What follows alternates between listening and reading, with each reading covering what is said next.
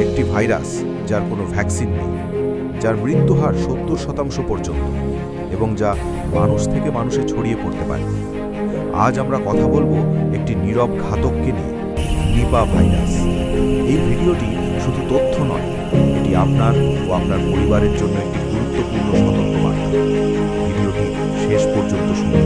Nipah virus একটি zoonotic virus, অর্থাৎ এই ভাইরাস প্রাণী থেকে মানুষের শরীরে আসে। এর বৈজ্ঞানিক নাম নিপা ভাইরাস, সংক্ষেপে NIV। এটি প্যারামাইক্সোভিরিডাই পরিবারভুক্ত এবং হেনিপা ভাইরাস গণের একটি মারাত্মক ভাইরাস।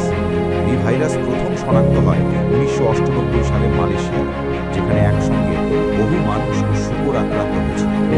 নিপা ভাইরাস মানুষের শরীরে ঢুকে প্রধানত দুটি অঙ্গকে আক্রমণ করে: এক, মস্তিষ্ক; দুই, শ্বাসতন্ত্র।